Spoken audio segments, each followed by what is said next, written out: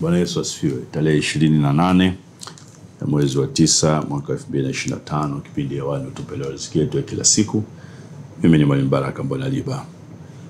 Jana tumeanza kuangalia wazo jipya la kiuchumi ambalo limebebwa na kichwa kinachosema kanzu ya Yusufu.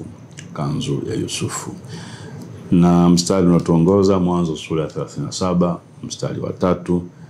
Tumesoma mstari wa kwanza hadi wa 4 jana, lakini mstari wa 3 unasema basi Israeli akampenda Yusufu kuliko wanawe wote, maana ni mwana wa uzee wake, akamfanyia kanzu ndefu. Kwa hiyo Israeli alimpenda Yusufu akamfanyia kanzu ndefu.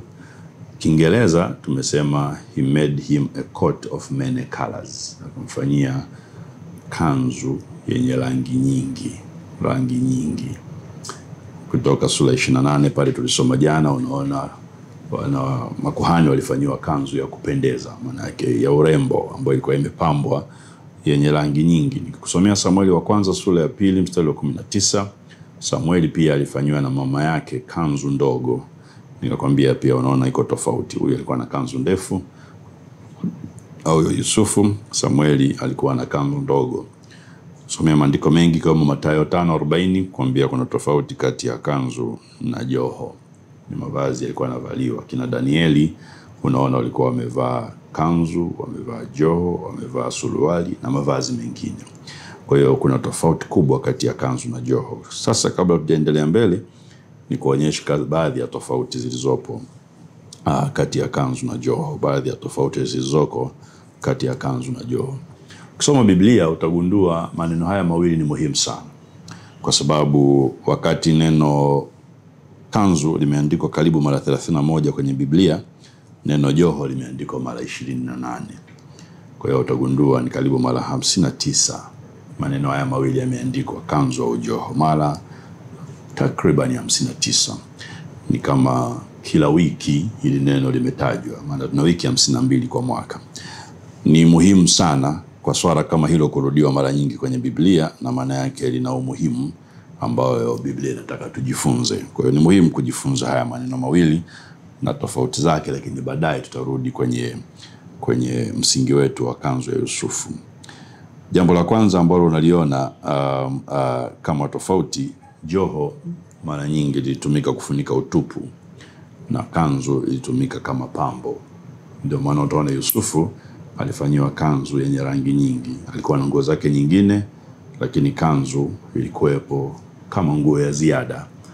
Na unaona pia baba yake alimpa kwa sababu alimpenda. Mamaye Samueli alimtengenezea kanzu ndogo kwa sababu alimpenda, anampelekea kila mwaka, maana yake ilikuwa ni zawadi. Unaona, ilikuwa ni nguo ya msingi ya kufunika utupu, pengine ingefanyika mara nyingi zaidi kwa mwaka, lakini kila mwaka alimpelekea kama zawadi, na kwa hiyo ilikuwa ni zaidi mapambo. Neno la Kiingereza ambalo limetumika kutafsiri neno kanzu ni neno coat. Kwa hiyo unaweza kaona coat ni nguo unaivaa kama nguo ya ziada, lakini joho imetumika kama gauni. Kwa hiyo ni iko nguo ya msingi ya kufunika. Lakini tofauti ya pili unaiona, mara nyingi joho liko la rangi moja. Mara nyingi joho inakuwa ya rangi moja. Kanzu karibu mara zote ambapo tumeona zilikuwa za rangi nyingi au zina urembo wa tofauti. Lakini joho mara nyingi ilikuwa inakuwa ya rangi moja.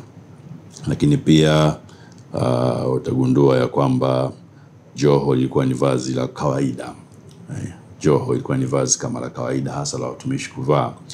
Na wakati kanzu ilikuwa ni vazi la umaalum, lina umaalum. Ndio maana Samueli alikuwa anavaa kwa umaalum, makuhani walikuwa wanavaa kwa umaalum kanzu na naivela zao, lakini pia Yusufu alikuwa analivaa kwa umaalum. Kwa hiyo unaona kanzu ni vazi kama lenye umaalum ambalo lilikuwa linavaliwa, na joho lilikuwa kama vazi la kawaida.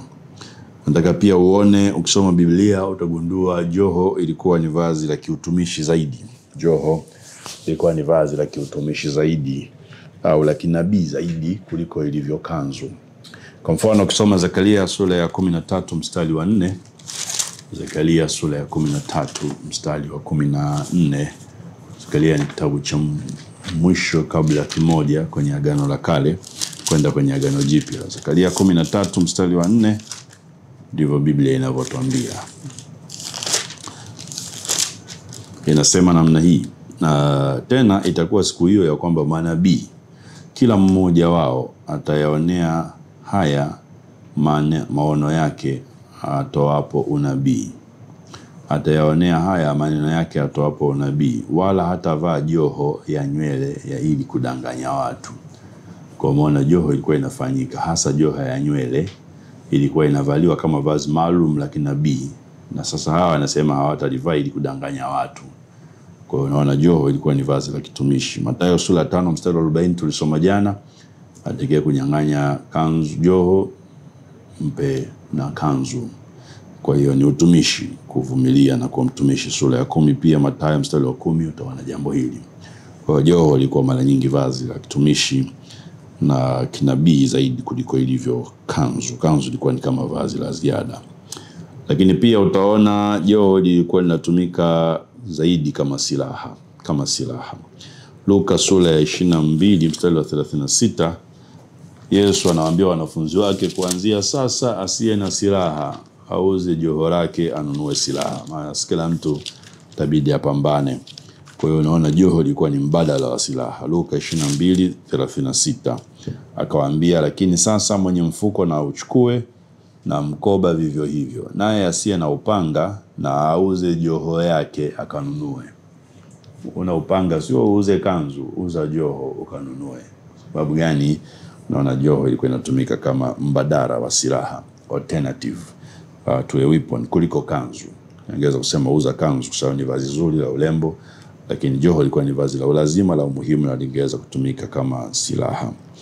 Ukienda Ayubu sura ya 59 mstari wa 17, Ayubu 59 mstari wa 17, unaweza kuona pia jambo hili. 59:17, akajivika haki kama dera ya kifuani na chapeo ya wokovu kichwani pake, akajivika mavazi ya kisasi yawe mavazi yake, naye akajivika wivu kama joho. Unaona yote yaliyotajwa huko ni silaha, na wivu nao unatajwa kama silaha, lakini umevaliwa kama joho. Kwa hiyo joho inaweza kuwa vazi la kisilaha zaidi kuliko ilivyo kanzu.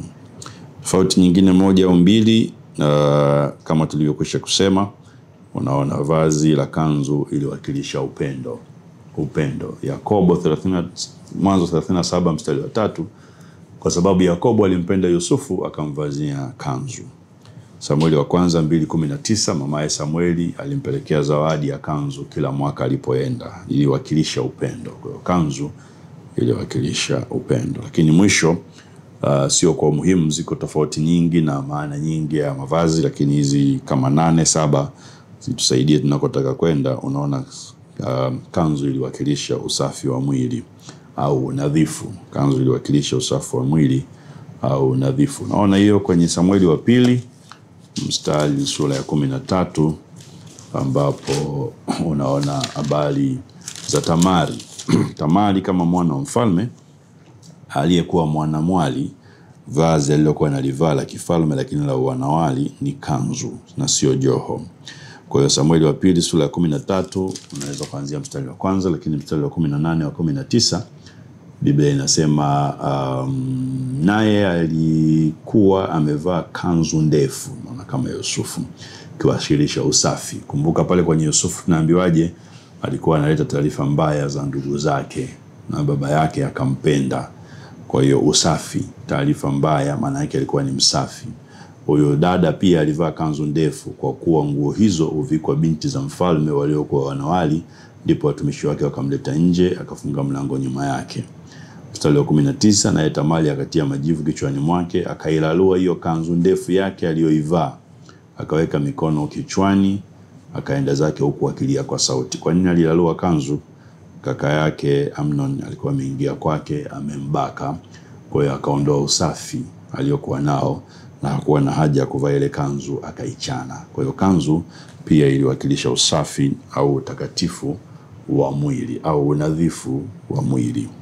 Kesho nitaingia ndani kidogo kukueleza mambo ya kiuchumi yaliyobebwa na kanzu ya Yusufu, kanzu yenye rangi nyingi. Mungu akubariki sana, uwe na siku njema. Pitia mistari ambayo nimekupa itafakari. Kesho tuingie ndani kidogo. Amen.